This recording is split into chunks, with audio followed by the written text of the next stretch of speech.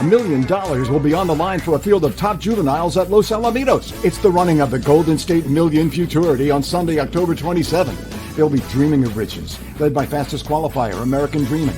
This filly was simply sensational in the Golden State Million trials. Plus, Lethal Cowboy 123 and Big Bang Rocket will be looking to repeat their big trial wins. And can Ultimate Battle win a Futurity after 2 runner-up finishes? The Golden State Million Futurity, Sunday, October 27th.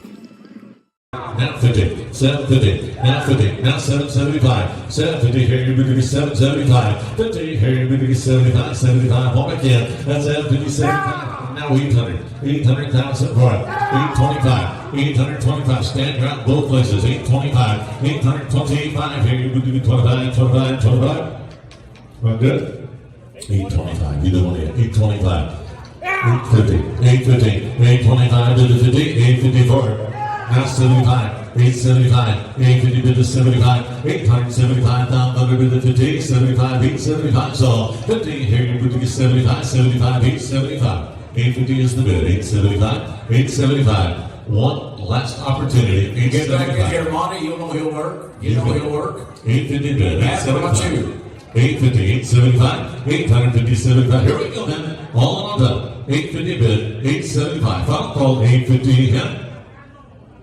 Mark it right there. Richard, congratulations, $850,000. Thank you. An outstanding colt. We expect to hear a lot more from that colt. A lot of you associated with him as well for many years to come. Congratulations to you. Remember that name. And welcome everyone to the Los Alamitos preview show. And we just saw was Los Alamitos Equine Sale history accelerated hit number 178, going for an all-time record $850,000. A price for a yearling, and we're happy to be joined for this edition of the preview show. Michael Wrona is back, Christopher Wade, and George Duarte. How is everybody? Starting with Michael. We missed you last week, Michael. Oh, thank you, mate. I missed you guys too. I was reveling in New Orleans last week, but glad to be back on the show. And my pick on the show 2 weeks ago was Scratch, so I'm itching for some action. Yeah, that's okay. I'm sure you're going to come right back super strong and deliver a nice pick here. Chris, how are you, Chris? Doing well. Trying to make it 3 weeks in a row with our pick. Got lucky last week. Got the selection slightly quicker than George Duarte, which was his single in the pick 4. And horse come back at 17.60. That was Big Bang Rocket in last week's 4th race, one of the trials for a Golden State. So very impressive performance, and see if we can make it 3 weeks in a row with our selection. And George, what are you more happy about? Because I've heard a rumor here that you bowled a 300 game once again, but you also had a tremendous consensus last week on Golden State Million. Nice. So I'm going to put you on the spot there. Bowling or consensus? Oh, definitely the consensus. Consensus put money in my pocket. You know, I didn't get as much money as Dr. Steve Burns did, but you know, it was a good night. You know, I'll take the 300 though. I was very happy. This is my second one so far, but I didn't get the 800. If I got the 800, then I would have went with that. Yeah, and you mentioned Dr. Steve Burns. Again, hip number 178 accelerated, a full brother to all those great runners by favorite Cartel. I don't remember me, Rose. We're talking about Bomb Cyclone, Powerful Favorite, Cyber Attack, Cyber Monday. They just keep delivering and delivering. And not only was Accelerated the top seller, a full sibling to Accelerated, I Be the Queen, the second sale topper there at the Equine Sale, the highest selling filly, I Be the Queen, brought a sweet $500,000 for Dr. Burns. So what a weekend there for Burns Ranch. Good for them. And there was another one by the same breeding that won a race Sunday night, Cyber Warfare. Yeah, put that all together, and that cross for sure, one of the greatest in the history of quarter horse racing. Just the way they just keep delivering top runner after top runner. So best of luck to Giuliano Garza, the one that ended up with the top bid on Accelerated. The underbidder Monte Rosa, he had a good group there that was trying to also take home that nice colt. Well, we got some big races this weekend here at Los Alamitos, a 9-race program. here, and highlighted by the running of the Grade 1 Robert Boniface Los Alamitos Invitational Championship. 7 runners will be in action here for this tremendous race, and it's going to be a anticipated rematch between Empressum and Jeriko, 2 of the top older horses here on the grounds. Let's bring up the past performances here for this big time race, and there it is, the Robert Boniface at Los Alamitos, the Invitational. Let's look at the field real quick, and then I'll get your thoughts on what's going to happen here on Saturday in this 440-yard race, a quarter of a mile event here. Hooked and Gone from the rail, second out here at Los Alamitos, ran third in his local debut. Scoop's Dynasty just hasn't been showing the same type of speed he's shown in the past, coming off a 4th place finish in the Go Man Go.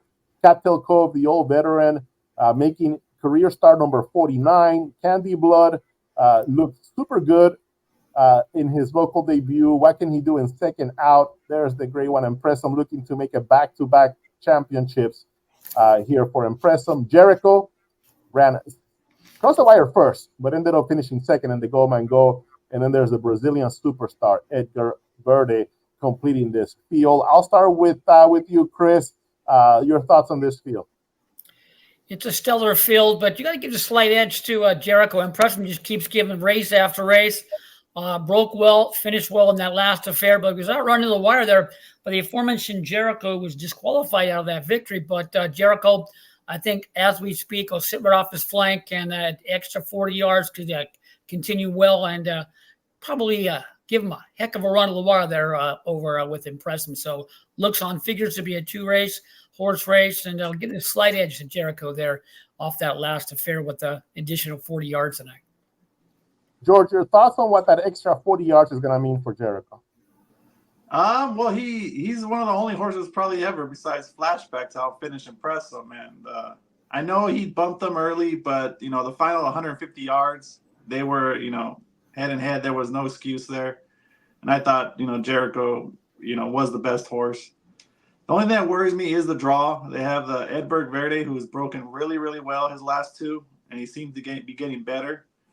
Draws directly outside of Jeriko, so that's one of my concerns, is if he breaks in and takes his path, and it's gonna be hard to overcome. So that'd be my only positive Jeriko. I think Jeriko, for me, is the most likely winner. I respect Empressum, but he is 6 years old. This is his, you would figure, he fires best fresh, so he's not as fresh as he was on that first meeting this year. So I'd rather just give the edge to the up-and-comer and the second choice in Jeriko. Michael, your selection for this week's show is actually going to be in this race, right? Tell me about your thoughts on this race. I'm all in on Jeriko, Orlando. I am a huge fan of the horse. I loved him in the Super Derby, thought he was a good thing in the Super Derby last year. Thought that was a tremendous win. I thought his 4th place finish in the Champion of Champions as a 3-year-old last December was full of merit. And he's come into this campaign getting better and better. Now, Empressum is in the second half of his 6-year-old season, and he's reached his ceiling. We know what that ceiling is, and it's a very, very high ceiling. Yeah. And I am full of admiration for Empressum. However, Jeriko is in the second half of his 4-year-old season, and if you look at the vessel's maturity result, a couple of starts back versus the Go Man Go last time out, Jeriko has made up about 3/4 of a length on Empressum. Plus, you get the extra distance coming into the race this weekend. He's the horse I want to be with. I think that he can stand up and really be counted. In fact, if he wins this, he might be the favorite in the Champion of Champions. I just think that this is his time, and I want to be with him. If Jeriko's 2-1 and Empressum is 4-5, I'm betting Jeriko all day long. Wow.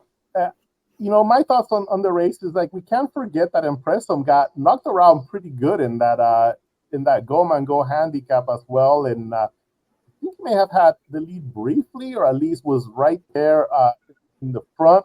Edgar Verde, like you mentioned, George, had a really good race. But we've seen Empressum. He rarely has two bad races in a row. If he can just break really sharp, avoid trouble in that early race, how much advantage is he going to have on Jeriko? And he is such a proven horse at 440 yards. We've seen, for example, in the Champion of Champions last year, where Empressum ended up running second to the outstanding flashback.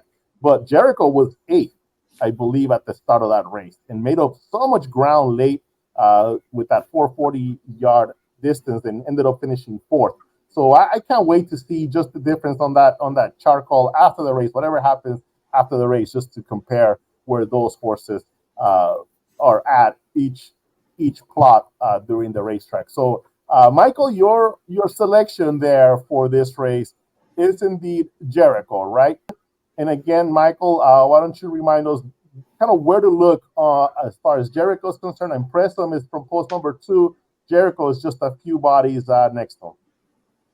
Right. Gate 2, Empressum. Gate 3, Jeriko.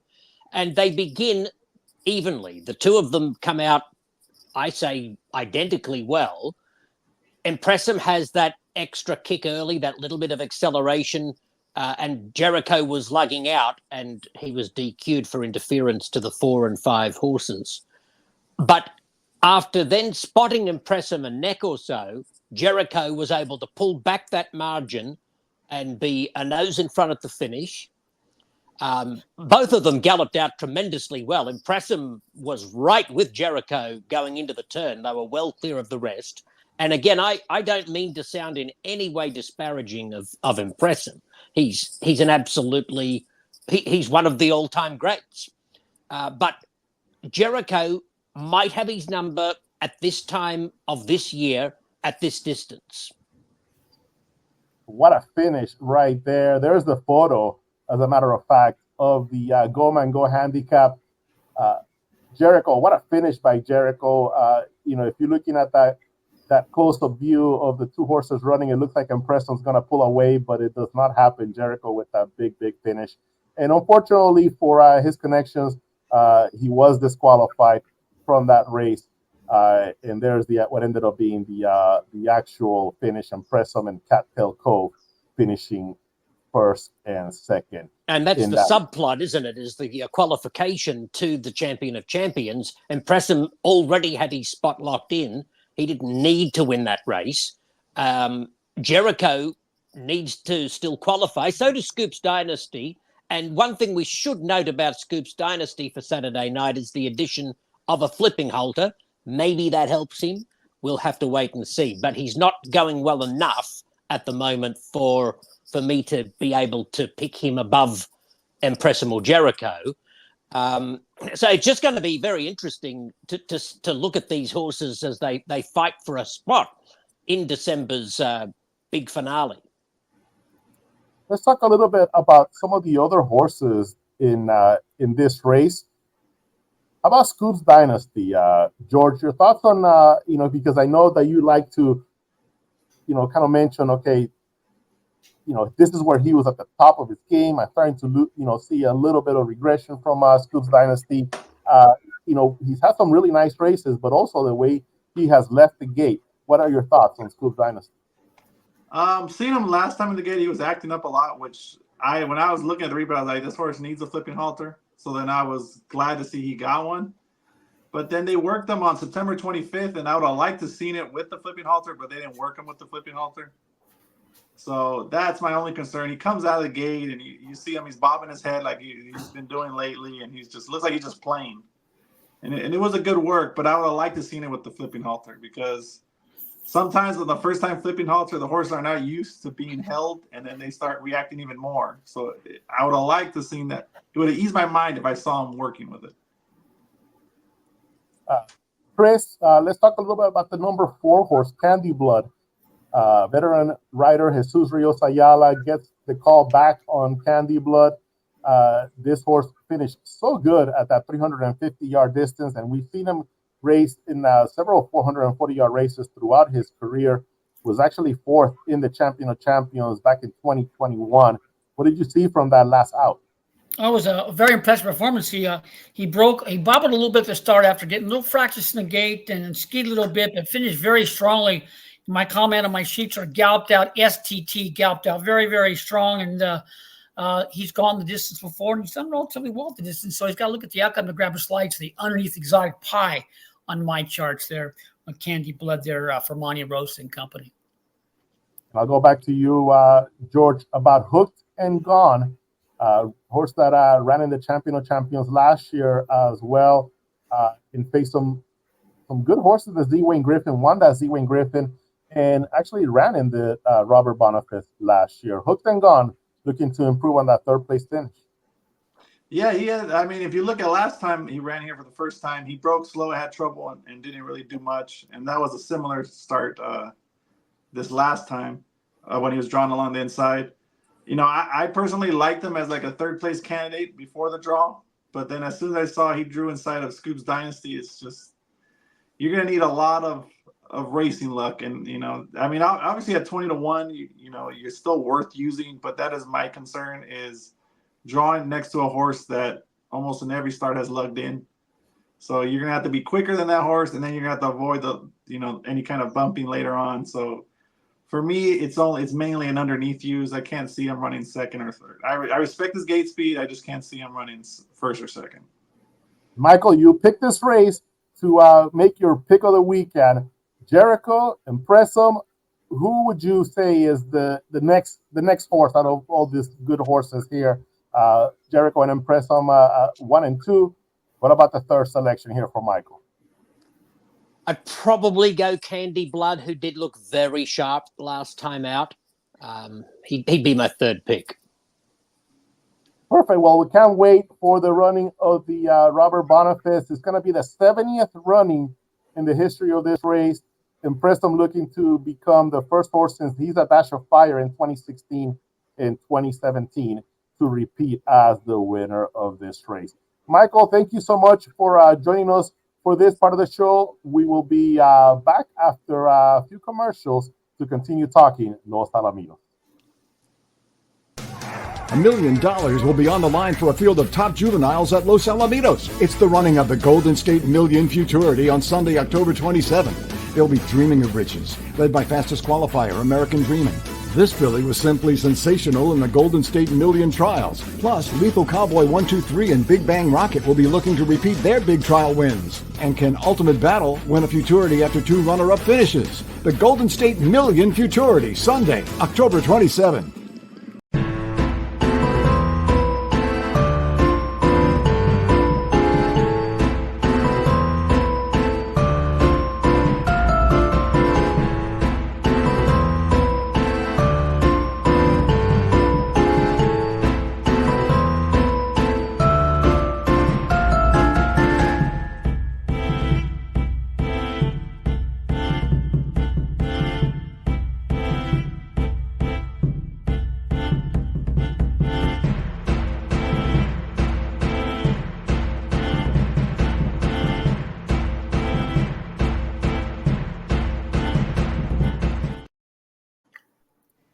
And we can't wait for next week's Halloween Carnival from 6 to 9 p.m. Proceeds from this event benefit the Boys and Girls Club of Greater Anaheim and Cypress. Well, we have race number 8. This is the run of the Sound Dash Handicap. An outstanding group of mares, 10 of them in there. Let's start with Chris. Chris, your thoughts on this tremendous race for fillies and mares? Well, it's a closely matched affair without a shadow of a doubt. There's on my numbers. You got like the majority of the field within 3/4 of a length of one another, so it could come down to the start. And it's a closely matched affair. That being the case, I'm going to give a look to a horse who was very impressive, coming back in 35 nights is my top choice. And my previous show selection be at 7 horse right there at 9-2. Just Call Me Candy, who was very, very impressive in that effort. 35 nights going breaking. A little slow, was brushed back a little bit, but put a huge on my way and finished very, very strong with a run left to give and earned a very good figure on my chart. So I'm going to give him the slight edge at a nice price there in that affair. Okay, we're going to take a look at the replay of that race on September 7th. Before we do that, let's see what George thinks of this field. I think the race goes through Fearless Moon. I mean, she had trouble at the start in the Millie Vessels. The Millie Vessels last time, and against Pat. There's no Patty Saint or Nymphette in this race. So I the only concern for me is that she is switching riders. She's switching to a less experienced rider, and the start, I feel this race is really well matched. So the start is up the utmost importance. You cannot make any mistakes if you want to prevail in this race. It's basically a greatest stakes race, even though it's not. The field quality is of that level.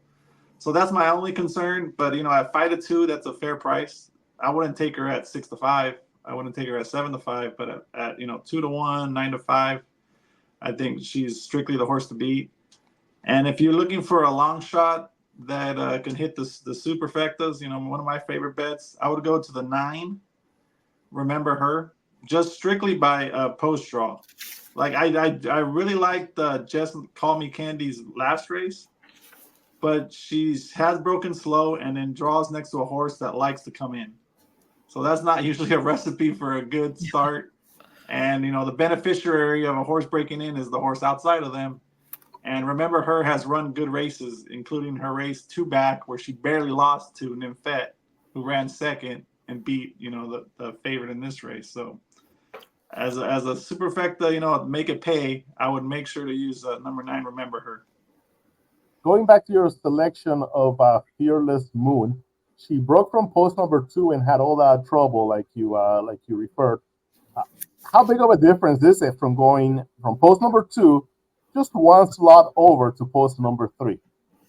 I would say it's a big deal because the horse from the rail tries to avoid the breaking in, because that is usually horses break to open air, so the riders know that, so they emphasize it even more. So that's why you get that horse breaking out on you, and then typically horses break in. So then you got the 3 horse breaking in on you, and that's why you normally get bumped around from that post. It's one of the hard luck posts in racing. Okay, let me go ahead and bring up Chris's race, because we'll get back to Chris and take a closer look at his top selection. That is the number 7 horse in this race, Just Call Me Candy. And I'm going to bring up the replay of September the 7th here. This was an allowance race. It was Just Call Me Candy's. That was her first ever start here at Los Alamitos, right, Chris? Yeah, she had a good amount of. She had some. She did have some. She did race a while back in earlier, but she was her second time over the oval. But she brushed away from the gate and broke a little bit slow, but she put forth a huge amount of weight and was starting out very, very strong. Okay, Chris, here it is, race number 7 on September the 7th, and Just Call Me Candy leading from post number 4. So if you look right underneath the number 5 number here, that's going to be Just Call Me Candy. So I'll go ahead and hit play, Chris, and you can walk us through this race. She didn't get away all that well. She was bumped inward away from the gate and kind of slow in the stride, and lost about 3/4 of a length, but put forth a big run midway under light pressure and was starting out very strong in the final half of the affair. And she had run enough to give, so it was very, very impressive. And she galloped out very strong and with a little slightly better getaway. This runner's got a big look at the outcome in this affair. 9-2, a decent price with everything factored in. Now, this is a very, very tough group of runners. Don't get me wrong. It can go any number of ways, but if this horse can just get away just a tad better at this level, it's a very tough group, but has a big look at the outcome and a nice price there. So could spice up that late pick 4 and the pick 6 there on Saturday night with this runner. But like I said, as noted by George, this is a grade 1 affair scheduled in this event, but was starting out very strong and has a look at the outcome at a decent price. And just one thing to point out, the gray mare right next to her is Forever Dynasty, who's always done run some good races here at Los Alamitos, and she's also part of this field, drawing post position number 10. So that is Forever Dynasty. But Chris Wade here says, Just Call Me Candy is going to deliver at a big, big price. George, your thoughts on that race that we just saw? Yeah, I mean, I bet her that race, and when she got left and the other horse caught Forever Dynasty broke well, I was like, oh, man. And then she just unleashed And, you know, that 965 final eighth is actually better because she wasn't the one leading at that point. So, I mean, she really ran like a 940, 945 final eighth. So she was rolling. Another thing I would notice is Frivolous. Her 5 wins have been at this distance. So, you know, and compared to the rest of the field, I think there's only like 2 or 3 other horses only have multiple wins at this distance. So, she loves this 350 yards. So, you know, you have to respect her. You know, she gets that Bermuda Triangle post though, the 2-hole, but you know, she has 5 wins at this distance, and she draws. You know, the horse along the rail is more likely than not to break in. So I think she should be okay from this post. There's the 2 Frivolous, winner of a Governor's Cup Futurity a couple of years ago, and we've seen her kind of go good race, okay race, good race, okay race. Maybe again it continues that form and delivers another good race here for Frivolous. She's what I term an in and outer. One good, one eh. Yeah. Better Off Friends at 20-1 for trainer Adan Farias. She's another one that can also knock on the door for a top 3 or 4 effort. And George, are you awful rocky with energy in this race? Wait a minute. I mean, I like her, but she is a facing older first time, and I respect these older mares. I think they're really good. You know, she's not facing a weak group. So that's the reason, you know, I picked her, I think, 3rd. So, you know, I do respect her. I just don't like that she's first time versus older. You know, it's still, you know, I guess early fall. You know, I would like her to, you know, to stick with the 3-year-old. So, and I think it's more likely probably, no, she's not for the Super Derby, but I thought, you know, she would have a tough time facing older for the first time, and so that's why I just went against her. Yeah, you mentioned her being a 3-year-old filly. She's the only 3-year-old filly in this field of 10 here. AJ Born Running has won a couple of stakes races here at Los Alamitos after being one of those that was always right there, making every stakes field, and earlier this year winning the Denim and Diamonds and the Virginia Highland, the Ginger Highland Stakes back-to-back. Wise Lady Dawn ran 3rd in the Florentine to Frivolous.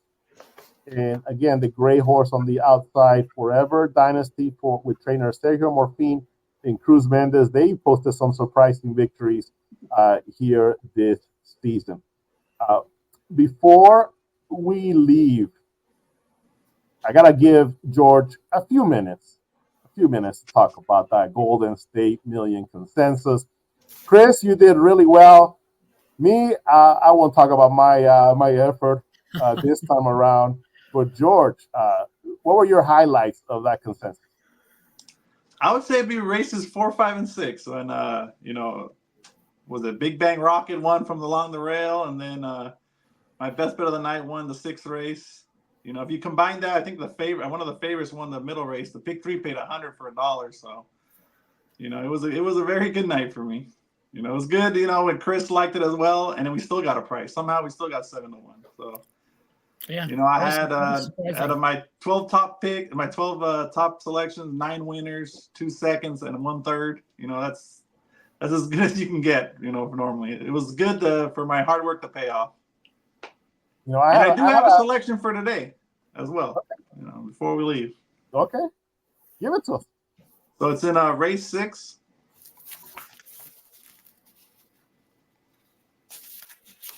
Okay, there's Maiden fillies. Danielle Reynoso, the owner of number 1, Best Lady. Is it that one? No, it's not that one. It is. So if you go to this field, the favorite is the 6 from Juan Aleman Barn. And typically he is not good off the layoff. So I wanted to make sure that in my mind, he's not good off the layoff. So I wanted to make sure, check the stats.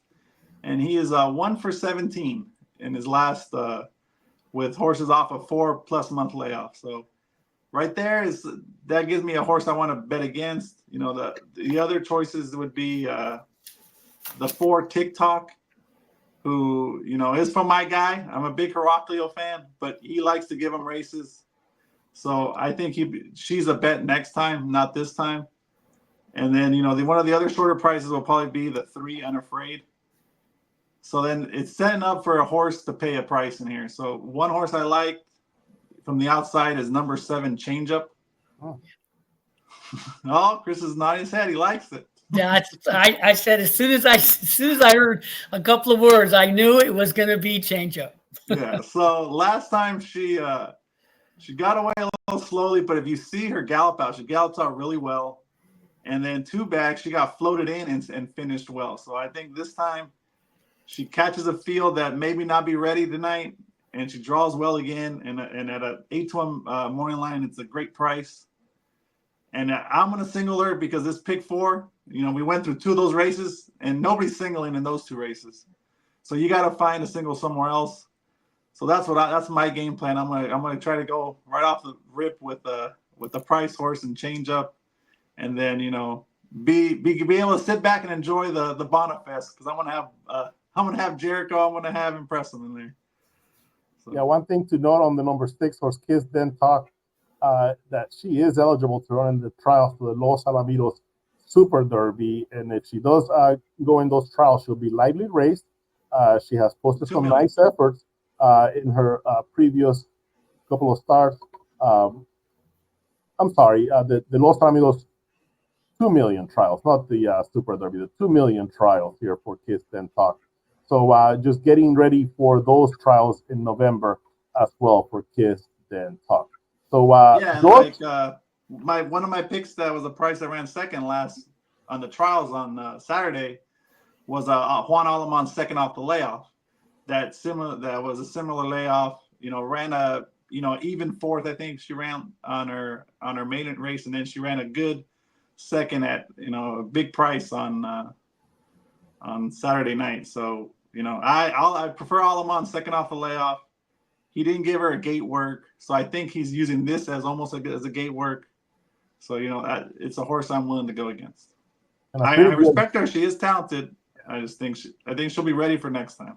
Yeah, and a pretty good turn and work, 12.2. That was the fastest of just 2, but still a really nice clock in there. Chris, any thoughts in for this race? Yeah, it's a good group of runners. I agree with his selections in there. Like I said, Kiss Then Talk's been away for 105 nights. This horse is a long shot horse to watch in the debut, and then was a horse to watch off that last effort with some trouble along the way and running very, very well. But as noted, this race looks to be a prep for upcoming trials. So I'm going to give this horse a look to grab a slice of the pie, but I'm going to go elsewhere in here as well. TikTok, you got to give a look. Unafraid, you got to give a look. And of course, Change Up is going to be a horse to look at. It's going to be one of my prices to look at there in that 6 of theirs. So has a look at the outcome to grab a nice slice of the pie. If this horse is get away clean for a change, the horse hasn't gotten out of the gate without a good amount of trouble in all 3 lifetime starts or 4 lifetime starts. Just a decent getaway puts the horse in the mix at a nice price there in that 6 event. Start off that late pick 4. All right, so we're looking forward to a really strong late pick 4 here at Los Alamitos. And again, this 6th race kicking off the late pick 4 and the big one, the Robert Boniface Los Alamitos Invitational Championship Race 9 on Saturday night. Thank you so much for joining us for this edition of the Los Alamitos Preview Show. It will definitely be a heck of a Saturday back in action here at Los Alamitos. Chris, George, thank you. Have a great rest of your days. You too, boss. You too. And we'll close out with a little slideshow of the Los Alamitos Equine Sale, again, living some of the great moments of what is going to go down as a historic Los Alamitos Equine Sale. Goodbye, everyone.